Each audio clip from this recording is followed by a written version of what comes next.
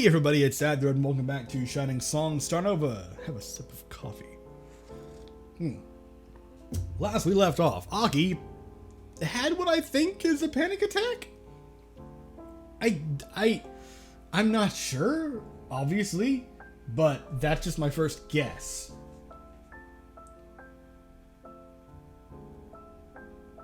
Oh no, something just clicked. This might be just a bit of conspiracy theory, and I might be going too far here, but... Right as things were about to get intimate, she suddenly had an episode. And she was an idol when she was a little kid, and Oda and his creepy nonsense... Oh, something happened to her, didn't it? Oh, God.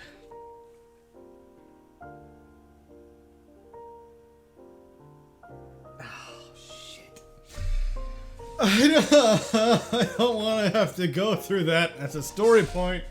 It makes me deeply uncomfortable and very depressed and angry, and I don't want to get that stressed out over what happens all the time anyway, whenever I read anything or watch anything, so what difference does it make if it happens in a visual novel too? Fuck. Let the depression and the anger come, I suppose. The following day, Aki returned to the office, apparently back to her usual self. Or she'd put her mask back on. More securely this time. After the other girls left for the day, I heard her poke her head into my office as usual. Sorry, but I think I'll head straight home today. Hey, we still haven't talked about what happened yet. Forget about that. What was I thinking? Trying to start some secret romance with my producer. It's like I totally tricked you. Sorry, but I was just a shit lolly doing shit lolly things all along. I was just trying to get closer to you for benefits, that's all, but looks like I messed up and now everything's been exposed. I pounded my desk in anger. Don't bullshit me. It's obvious that's not what happened. You're in pain, aren't you? You can't just tell me to ignore your suffering. Idiot. If you keep thinking like that, it's only a matter of time until someone takes advantage of your kindness.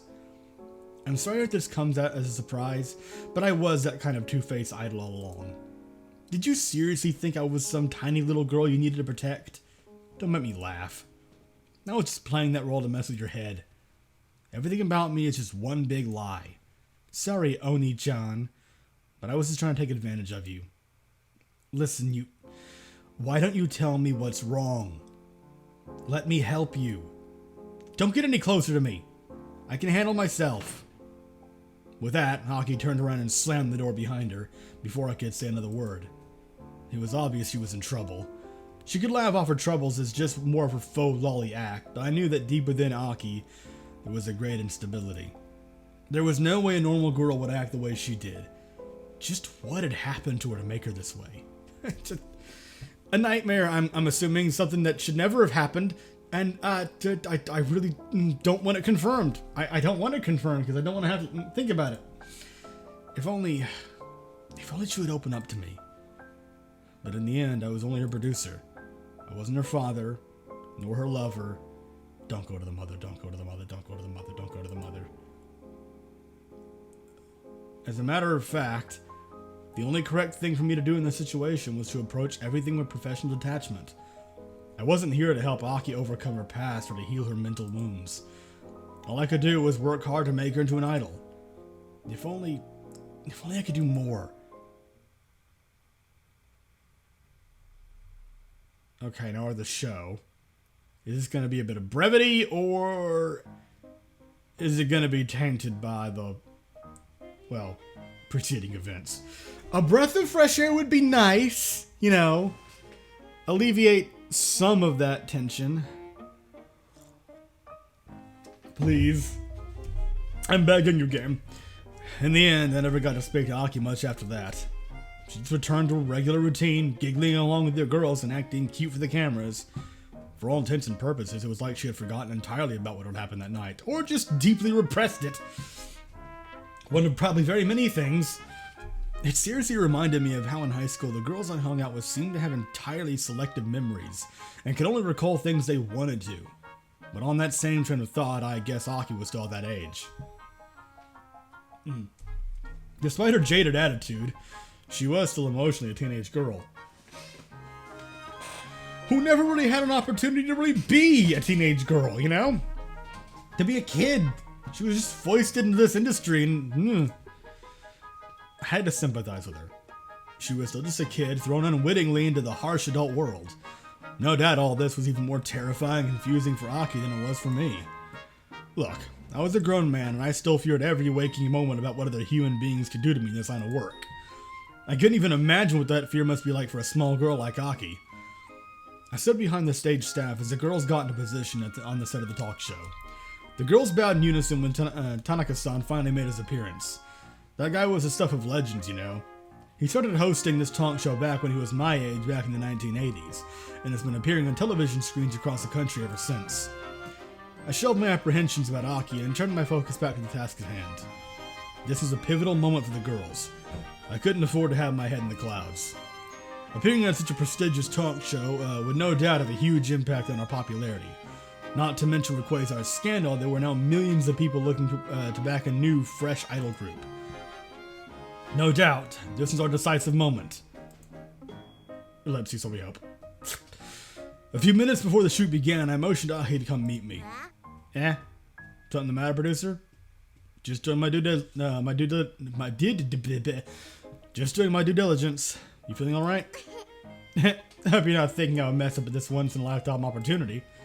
There's no way something like that would happen. Murphy's Law. Alright, but you know, if you're feeling dizzy or anything, just give me the signal for one of the other girls to take over. Have faith in your teammates. Oh, more of that nonsense again. That little episode is basically a 1 in a million stroke of bad luck. Have some more faith in your center, producer. I checked Aki's complexion with scrutiny. She seemed right in that her body didn't look distressed like the night she collapsed. Alright, good luck. Once producer Zahn finishes ogling Aki-chan's body, we can finally begin the shoot. I threw my hands up in surrender and allowed Aki to return to the set. Ellipses. Did producer Zahn have concerns? Nah, just doing his due diligence. I said it right this time. This is certainly a big moment for Starnova, isn't it? It makes sense that he would have to pay extra attention to Aki-chan's appearance tonight. After all, she must look as appealing as possible. Starnova's charm is to carry through the camera lens and into the audience's television screens. It must be nice for the center, being fawned over by producer San all the time. What? I see. Really is hard, Translating your appeal over to the television screen. Seeing the real deal is still totally different from seeing stuff in the tube. Gotta do my very best to make sure to look good for the camera. Looks like we're about to begin. Let's kick ass, everyone. Oh, good. Meanwhile, most of the members of Quasar were gathered around the television screen, carefully watching the live broadcast of the show. Some of the girls watched with anger in their eyes. How could these girls have taken advantage of their momentary weakness to steal their television appearance? Others looked on with tears. Their beautiful unit they had sacrificed everything for had taken a grave hit. Now even these upstarts were challenging them. How would Shiro-sama feel? She who had suffered the most for everyone's sakes. Kaori watched on, her teeth clenched. Beside her, Mako seemed to be the only girl in the room seemingly unaffected by the show. Actually quite... Oh, right, she actually has speaking... She actually talks!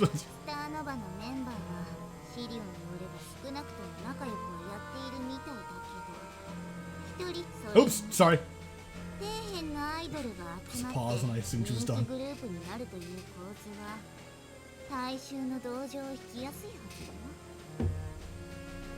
Oh, she's done.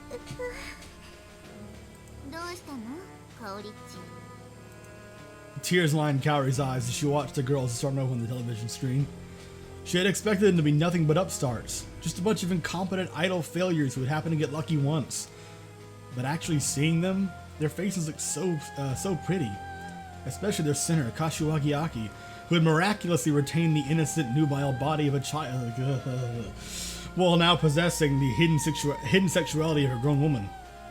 And how they casually laughed among each other like sisters. They were better than pros. They were naturals. どう説明したらいいかわからないけど、本当に悔しい。私たちはまた落とされたみたい。クエーサーになるために小さい時からずっと練習してきたのに、突然現れたあの子たちに私たちのテレビ出演を取られたんですもの。納得いかないわ。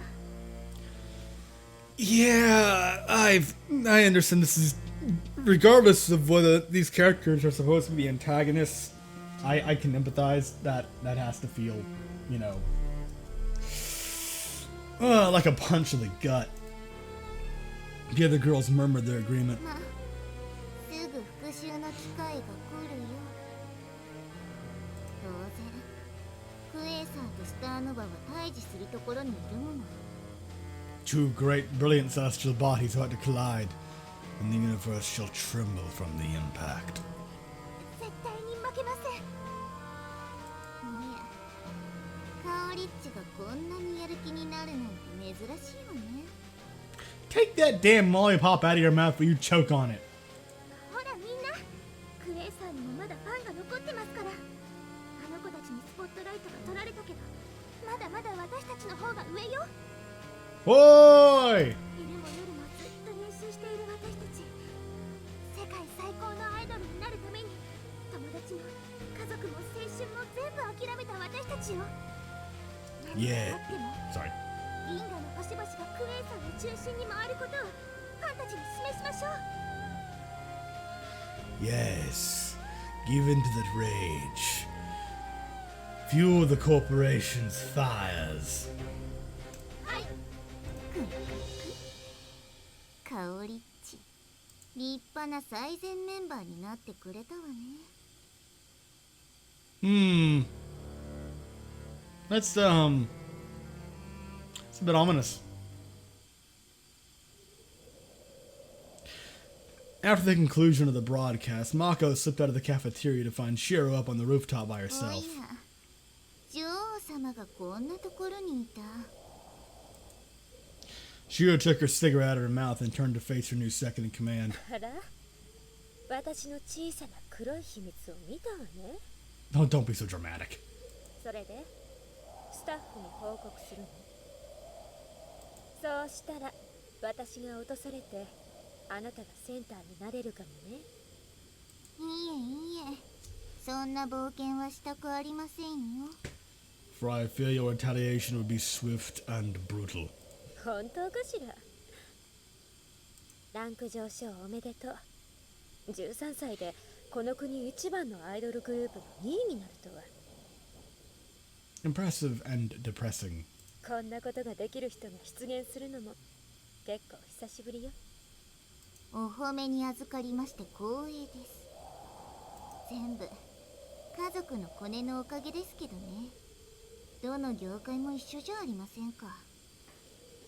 そうかもね。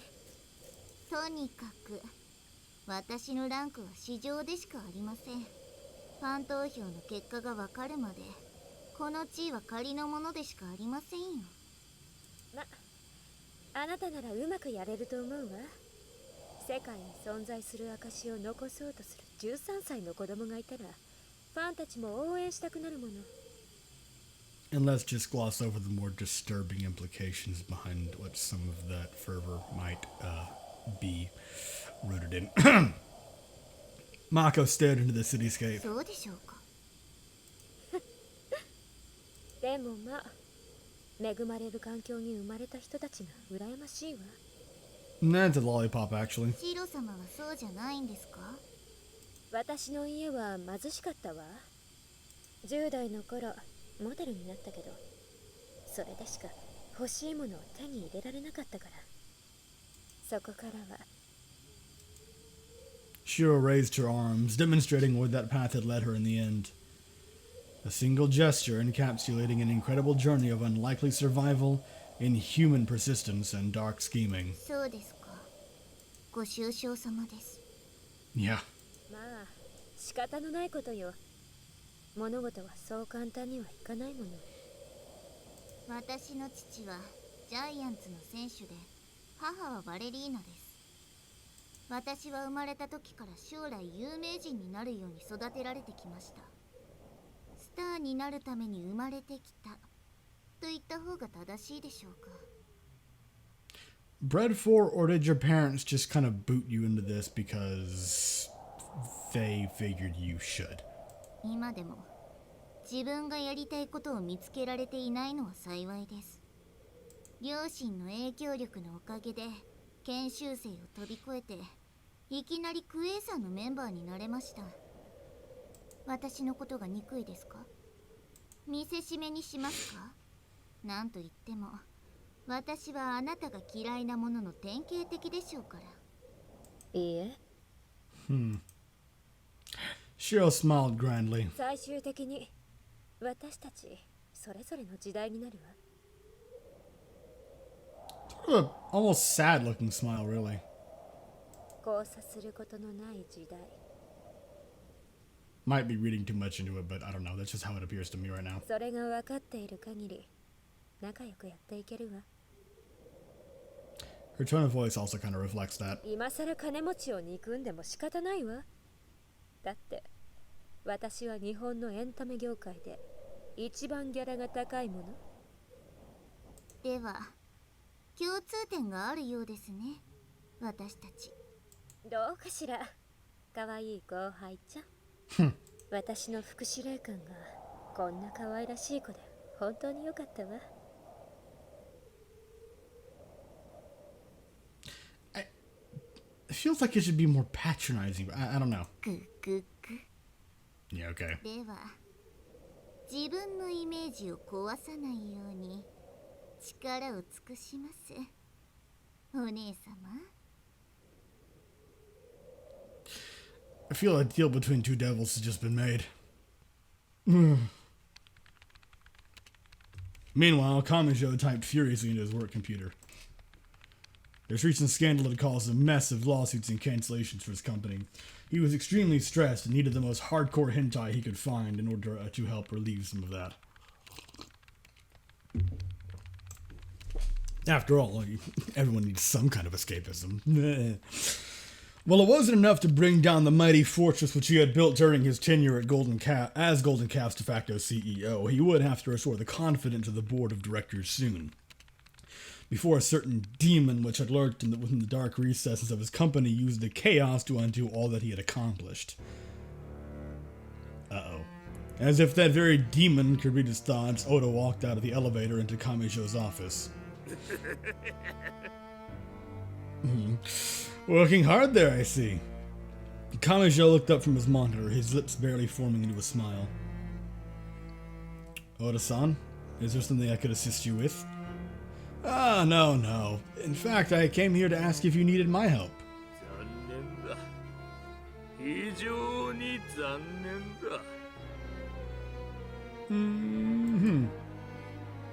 You see, your father always relied upon me as well. Those really were the days of my life. Perhaps I could help you, lift some of that weight off your shoulders. Kamijo spared not a smile at Oda's thinly veiled threat. I'm afraid the girls of this era only respond to men they can fantasize about in their girlish delusions. They're quite a far cry from the domesticated girls of the Enka age who mindlessly heeded the authority of their elders. You could say the times have changed. Oh, I don't know about that. This old man still has some vigor in him yet. Hold up. I'm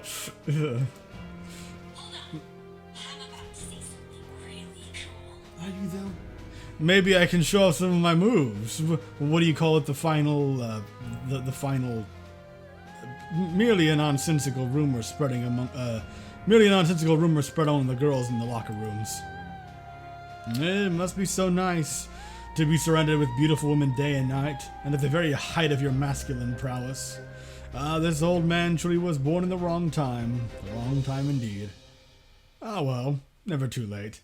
The body may weaken, but this mind has not aged a year since I had a head of jet black hair. The young master best tightened the chains around his belongings. How unfortunate it would be if his pretty little jewels were taken away. With that, Kamijo pushed up his glasses and resumed working. Oda's face curled into a sneer. relishing every moment of Kamijo's writhing. Devil! That's the face, boy. That's the face it takes to make it out alive in this misery. Oh, of this misery. This miserable thing called existence. I didn't, Satan. Ugh, fuck. Like a dream, the memory of my strange night with Aki faded and our relationship returned back to how it was before she started spending the evenings in my apartment. Indeed, she had stopped poking her head into the office after work every night and was now heading home or hanging out with either girls. In other words, normalcy had returned to Shining Productions, at least where my relation with Aki was concerned. However, I still felt a strange kind of regret in my gut, as if I had missed out on something really great. In the end, I was still a guy. It would have been nice if I really could have kissed Aki that night. I would have to be absolutely crazy not to feel some kind of disappointment at her now giving me the cold shoulder, as if she'd been playing around my feelings all this time. It really did feel like I had been tricked. After all those provocations, Aki was now treating me like she was never interested in me from the very beginning. In the end, though, I had to swallow those feelings. I swore to myself that I would never become one of those creepy producers who use their position to take advantage of their talents. If Aki really wanted to break off her personal feelings for me, then my responsibility was to be a good producer to her and nothing more. Moreover, it wasn't like this was the end of the world. Starnova was still doing better than ever, and our profits were indeed on the rise. Indeed, as Shining Productions producer, you could say I felt like I was the top of the world despite everything. As if to highlight our rising fortunes, I had just received good news from our partners at Soma Music. Thanks to our appearance on Tanaka-san's talk show, our popularity had received a sizable spike. It really seemed that we had a chance at winning big at this year's Idol Grand Prix. To that end, we were going to hold a summer live at Budokan to rally our fans before the Grand Prix. Budokan, huh? This really was going to be the largest live we've ever held. If we managed to sell out the house, then we really could rival Quasar. Now that we've come this far, I couldn't approach that matter as a what if. It was a matter of must. Starnova had to beat Quasar. Tall order there, friend. And I'm going to end the episode here. And the next one we'll get to the chaos that ensues. So, thank you very much for watching. Hope you enjoyed, and I will see you next time.